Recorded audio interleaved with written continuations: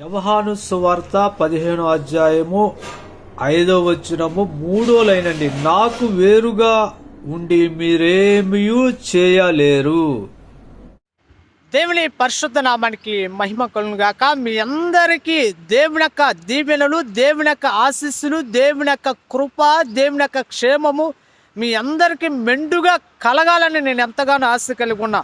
దైవ లేఖనం మీరు తెలియజేస్తుందండి. నాకు ఏరుగా ఉండి మీరు ఏమీ చేయలేరని చెప్తుంది దేవుని యొక్క లేఖనము. దేవునికి వేరుగా ఉండి, ఈ దేవునికి ఏరుగా ఉండి నువ్వేమన్నా చేయాలని ఆశ కలిగి ఉండి ముందుకు వెళుతున్నా కానీ నువ్వు ఏమీ చేయలేరని దైవ లేఖనం తెలియజేస్తుంది. ఎందుకంటే సమస్తానికి అధికారి ఉన్న దేవుని చేతిలో దాగి ఉన్నదండి సమస్తము. నువ్వు గమనించవచ్చు, వైద్య రంగంలో ఉంటే దేవుడు ప్రజలకు గొప్ప సేవ పరిచర్య చేయాలని ఎంతో ఆశ కలిగి ఉన్నా కానీ ఈ దేవుడును కలిగి ఉంటే సమస్తము ఆయన సాధ్యపరిచి చేయగల సమర్థుడిగా మార్చుతాడు నిన్ను. ఎందుకంటే వైద్య రంగంలో మొదటిగా ఆర్థోపెడిక్ డాక్టర్ ఎవరంటే ఈ దేవుడేనండి.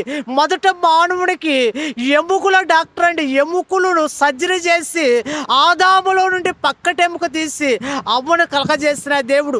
మొదటగా ఆర్థోపెడిక్ డాక్టర్ ఎవరంటే ఈ దేవుడే.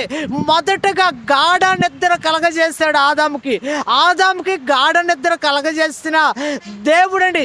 గాఢ నిద్ర అంటే మత్తు డాక్టర్ అండి. మత్తు డాక్టర్ ఎవరంటే మొదటగా ఈయనండి. ఈ దేవుడే గాఢ నిద్ర కలగజేసి సర్జరీ చేశాడు.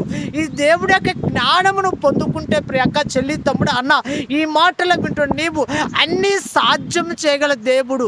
నువ్వు ఏదైనా వ్యాపారం చేయాలని ముందుకెళ్తున్నా కానీ చేయలేకపోతున్నావు. వ్యాపారంలో విజయాన్ని సాధించాలంటే ఈ దేవుని కలిగి ఉంటే నువ్వు సమస్తము విజయాన్ని సాధించగలుగుతావు. వ్యాపారంలో కూడా విజయ పదంలోకి నడుస్తావండి. ఈ దేవుడును కలిగి ఉంటే సమస్తము సాధ్యపరచగల శక్తిమంతుడు. అందుకే ఆయన తెలియజేస్తున్నాడు, నాకు ఏరుగా ఉండి మీరు ఏమీ చేయలేరని.